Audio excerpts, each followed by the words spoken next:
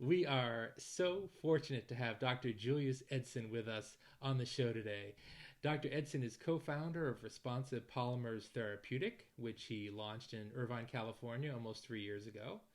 RPT aims to fill a void created by the lack of available effective antimicrobials. And the advantage of RPT's product is its increased efficiency at treating drug resistant infections, which are clearly a huge problem. Julius also is business development associate at Zymo Research Corporation, where he's responsible for supporting partnering efforts and new business opportunities for the company, including assisting in acquiring, negotiating, and nurturing new and established partnerships across industry, academia, and the nonprofit sector. Dr. Edson previously served as assistant project scientist at the University of California, Irvine in nano antibiotics and the synthesis of multifunctional nanomedicine. He's also served as university campus representative for GE Healthcare, where he built relationships with university researchers and staff and monitored competitive activity on campus and within research labs. Julius has his PhD and master's degrees from UC Irvine in chemical and biomedical engineering and his Bachelor of Engineering in Chemical Engineering from City University of New York City College. Thank you so much for being here, Julius. Thank you for having me. Well, welcome to the show. So, I want to start by asking you about a program that you were involved in, pardon me, when you were a student at UC Irvine, the GPS Biomed program. As our listeners know, it's an NIH funded program for UC Irvine graduate students and postdocs in the biomedical sciences, and it's part of the UCI GPS, which is the UC Irvine Graduate Professional Success Initiative. And it's really aimed at better preparing scientists for a variety of careers within the biomedical research workforce and empowering them to become not only skilled researchers but also polished professionals. Be really interested. I think our audience would like to hear about your involvement in the program and your experience at GPS Biomed as part of GPS Biomed when you were at UCI. Yeah, so I actually became involved with GPS Biomed a little bit on a whim. I was while during grad school, I was very involved in various organizations and activities, and I heard the announcement about GPS Biomed started, and the idea behind it was to kind of help train graduate students in alternative careers while still maintaining application to if they want to go to academia, because we all know in grad school not everybody's going to become a professor or even want to become a professor. And that was my case. I was not interested in necessarily becoming an academic. I entered grad school with a goal and ambition of entrepreneurship. I wanted to start my own company from the get go. Mm-hmm. So when I heard that GPS Biomed had support for this, I was like, okay, this sounds interesting. Let me go check it out.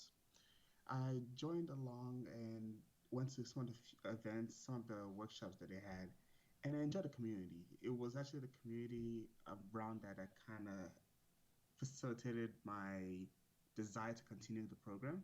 Mm-hmm. There was a lot of support for different kind of career options, and the program tried to tailor and develop new programs for those career options that might be available that are not necessarily conventional. Some of these included coursework. For example, there was one weekend-long coursework on science, science, more or less being able to translate scientific achievement and work done in science to industrial career. It was called PhD. Mm-hmm. And there were others that involved just being exposed to industry, going to some larger companies around University of California, Irvine, and just exposing us to all that. So it was very fascinating for me. Additionally, there were such things as competitions for pitching your science, your research, what you do in a lab on a day-to-day basis. And also there was the communication courses. For me especially, it was very valuable to do the communications courses. Not so much in terms of talking to people, because I enjoy talking all the time anyway.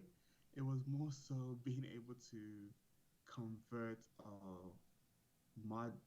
modify, and translate the work I do in a digestible format. Mm-hmm. And that has been very useful for me in so many applications, not just from on the science or the business side, but just on a day to day, being able to talk to my family members about what I do Hmm. and being able to engage other people. And what I feel as though one of my core beliefs as a scientist, as an engineer, is that what we do as scientists is for people, and being able to communicate that effectively, it should be a big part of our training. So yes. Great, great. Um, you know, you came into the program with a definite entrepreneurial bent. I mean, that was kind of your interest from the start. Is that am I understanding accurately what you're saying? Yes, it was. Yeah. So, and you found within GPS Biomed, just the some of the coursework that you talked about that was very helpful. Like you mentioned, the pitch. Can you tell us a little bit about the pitch program or the pitch initiative, or your experience with the pitch part of the GPS Biomed curriculum, particularly since that's like your that's your thing. Yes, yes. It was the elevated pitch competition. And it's interesting in the sense that in most typical pitch competition, the end goal is the ask. You're trying to get some money out of it or something. Hmm. What's unique about the GPS Biomed aspect of things, it's not so much about the ask, it's more so the delivery.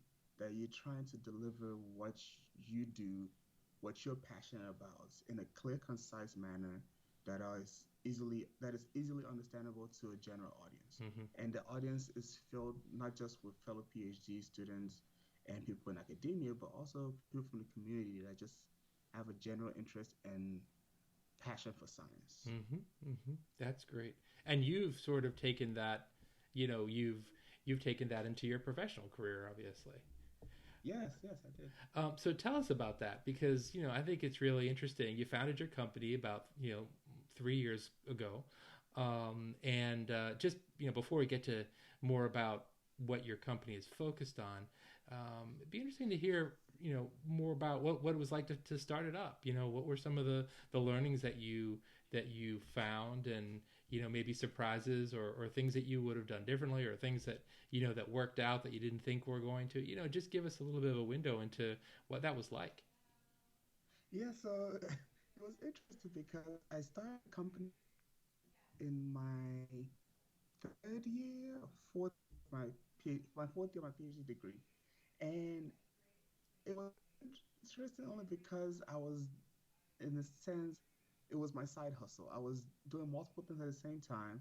I was doing experiments at one point, working on business plan on the other end, and trying to do both. And I really enjoyed actually. They were quite complementary to one another in the sense that I knew to focus on getting this into getting what I'm doing out for people. So it motivated me to get the experiments done. So because typically when you're doing your PhD, there's always laws where you kind of like, oh, what am I doing Mm-hmm. this? Why am I doing this study? Or why am I doing this research? But I knew exactly what I was doing my studies for and who the experiments were for and where it was going. And I knew for a fact that it wasn't going to just end up on in a library, in a dusty library somewhere, or just lost in the archives. Is going to reach people, which was a pride for me and a motivation for me. Mm-hmm. The challenges involved during the process was more so I had to optimize my time management skills. Additionally, it was interesting trying to separate the two lives because even though they were complementary, I had to make sure I had to make sure I maintained a barrier between what conflict of interest and such. Mm-hmm. Mm-hmm. Mm-hmm. Any sort of did was there a moment where it kind of struck you like I can do this, like this is going to work out? I mean, you're doing your experiments, you're doing other things sort of on the side. You obviously are still working on your PhD. There's a nice complementary, nice synergy between the two. When did it sort of hit you like I think I've got a viable business here? Well, I don't know whether it's fully hit me Uh huh. still, Okay. only because every with the startup world is every day still the uncertainty is actually kind of the rush of it in a Uh little huh. bit Uh of a huh. way. Uh huh. But at the same time, we were fortunate enough to be able to go through another program similar to what NIH does. NSF has a version called the ICOR program, Hmm. where you get to flesh out and do customer discovery for research a scientific idea. So what this entailed is more so just going door to door, not necessarily door to door, but going to a customer segment, a group of people that you're interested and you think your products might be applicable for, and just talking to them and find out what their needs are, Hmm. figuring out the pain points, and then fleshing that out. So I guess that actually helped me a lot in terms of uh, the assuredness that okay, this is gonna work. There's a need. There's a need here, and there's an immediate need. Hmm. Hmm. Well, yeah, that leads really nicely into my next question, which is more the substance of what your business, what the business is all about. What is RPT focused on? Yes. So RPT is Responsive Followers Therapeutics. It's a bit of a mouthful. That's why I short it to RPT sometimes. Hmm. And what we're trying to do, what the idea is, I'm commercializing what I started my PhD project on, which is creating new antibiotics that do not target protein specifically. So antibiotics pretty much work right now is that you have some little protein, which is a little worker within the cell that's responsible for all kind of functions, and then you drug it. So you use a drug that affects that protein, and that protein doesn't work anymore, and then this bacteria dies. Hmm. But bacteria are living creatures; they're smart, and the more you affect a key part of your system, the more likely they are to change it. What we're trying to do is not use something that affects that key part of the system, but kill the bacteria as a whole with a physical mechanism. Hmm. So think of it as instead of trying to hit something with a needle, we just run over with a truck. That's one way to look at it. That way, you going after physical mechanisms of killing the bacteria. So what we're doing with this is we're combining that with gene therapy, and it's become a buzzword now, but we didn't start originally as a buzzword, but we combine this with CRISPR-R technology and Uh-huh. trying to go after specific genetic sequences, combining that with physical properties, Hmm. physical killing of bacteria. Interesting. Interesting. Really. So when you were describing it as, being hit by a truck and maybe with the needle, the bacteria kind of knows what you're modifying. And Yes, then it just changes that so it's not there any longer to modify. But sometimes you get hit by a truck and you're like, what was that? exactly. Yeah, yeah. No idea. So So how we want it to be unexpected and still quite effective and hmm. precise. Yeah, really interesting. I also appreciate that metaphor because it just like it makes it very clear to me. So that translation. Obviously, you've mastered that. That's great. And in addition to that, Dr. Edson, you're also at Zymo Research, and I'd Yes, sir. like to ask you a little bit about that and what your experience is there. So Zama's a fantastic company, actually. It was very fascinating for me to get the job here at Zymo.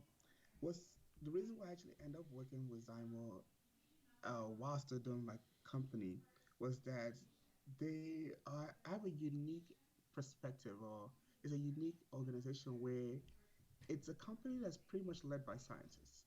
Everyone is a scientist. I think there's very few business people in Hmm. the company, and so it's this organization that's pretty R and D heavy, but then you have all these R&D people that are not only focused on just being in the lab, but want to get what they do in the lab out to people. So it's very translational at the same time. So that most of the R&D team also does business development with me, or go call take customer support and talk to people on the phone. Hmm. So it's a very interesting organization where you see scientists doing everything that you don't typically expect scientists to do. And I was fascinated by that, and I want to learn more about how that organization functions as a whole. And Zama's been around for 25 years, and they do something clearly that works. So I want to learn from that and apply that to what I do in the future with my own company. Really interesting. Yeah, that Yeah, is really interesting. yeah, And let me ask you this because you have like you're describing that is so unusual, and you can imagine we've been talking about it already the skills that the scientists are learning in those other roles, beyond their expertise now in their actual science that they're doing, but taking calls, talking to customers, doing all those things, and how it can really inform their science, Yes, and get a good sense of the market, what the exactly. market wants. Yeah. What do you think current PhDs and postdocs could do right now to better prepare themselves for a career in industry, or at least an opportunity in industry? I think that what industry desires the most from people from highly technical backgrounds is communication skills. Because what I always tell my friends also is that there's a preset assumption that if you have a PhD, that you are technically savvy and you are smart enough to figure out technical problems thrown at you. What is typically more challenging to train or obtain is the communication skills and being savvy Hmm. in a social environment. So, Hmm. what I typically say, or what I tend to lean towards to the most, is get out and talk to as many people as you can about what you're doing. Hmm. Not just people within your field, people outside your field. Go to other departments, even humanities, social sciences, and communicate and try to be involved in those activities that allow you to communicate with people outside your field. That will translate the best and easiest for any industry job. Fascinating. That's great advice. Well, let me ask you this too, because a lot of those communication skills you sharpened, when you were participating in GPS Biomed, and the funding now is going to be coming to an end at the end of September of this year, 2019. So, what would you say to UCI, or other funders who are being approached about follow-on funding for GPS Biomed? Well, it's kind of a no-brainer in the sense that academia needs these kind of programs because otherwise it's not a complete package in the offerings which the schools are offering if they don't provide these kind of programs. They are denying their graduates the edge, the ability to kind of stand out amongst their peers if they don't have this kind of training available to them. Most schools, or a lot of big name schools, MIT, Harvard, etc., this is not even a question. This is something that's automatically assumed that you will be doing this. You'll Mm-hmm. be pitching your research. You'll be disseminating your information, whether you like it or not. Otherwise, this is not a place for you. And to maintain those edge, public institutions such as UC Irvine and other institutions need programs like GPS Biomed to be kind of well funded and available and accessible. Mm-hmm. Mm-hmm. My last question for you, Dr. Edson, is, what do you wish you had known, or done while you were getting your PhD? Kind of in any dimension, or just any thoughts that you have.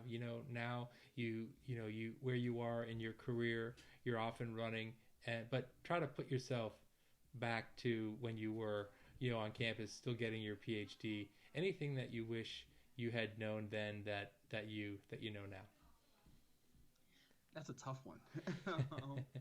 Because you could, there's a lot of little things that you could always find that you wish that you'd have known, etc. But I can't necessarily say there's any specific item that I regret not knowing early on Sure. because it was all part of a journey Yep. and it comes with time, experience, etc. So Well, let me it's, rephrase. Yeah, I have a. Go ahead. yeah, that's just a tough one. That's fine. Sorry. Yeah, well, I think actually the way, let me phrase it in a way that I think will make, will be better based on what we've been talking about, because you did so much while you were getting your PhD. I mean, you talked about your side hustle, and how you had, these different pieces that you were putting together, early on in your PhD, and participating in GPS Biomed.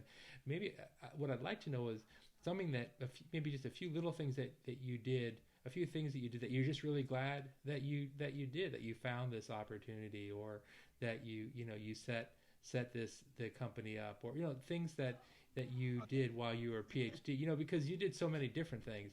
And so, um, what any things that you're just, hey, I'm really glad that I did that. I took advantage of that opportunity. I found that opportunity. Yes, okay, so definitely that's easier.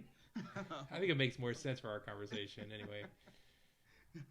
So then I'll start off with GPS Biomed. I'm extremely glad I did that. I'm extremely proud and happy that I was also very involved in the graduate community at UC Irvine with the decade, which is another program that UC Irvine offers. I was happy to be involved in my department. So just being involved on all different levels Hmm. in academia within the school, and not just being stuck in lab alone. Because I know it's very easy to get stuck or get drawn into your experiments where you don't want to do anything else. But just getting out and just being active, doing activities that involves communication or seeing and talk to other people, that was very beneficial. Another one for me was NSFI core is a big one for me, as well as the business plan competition at UC Irvine, Hmm. which kind of catapulted me into starting my company. So all these activities kind of built on each other and allowed me to keep growing as a scientist and as a professional. That's just fantastic. That's so great. And those resources will be linked to in the show notes that will accompany our interview. You just provided so many great insights from your personal experience, things that you did that you felt positioned yourself so well, for life after the PhD.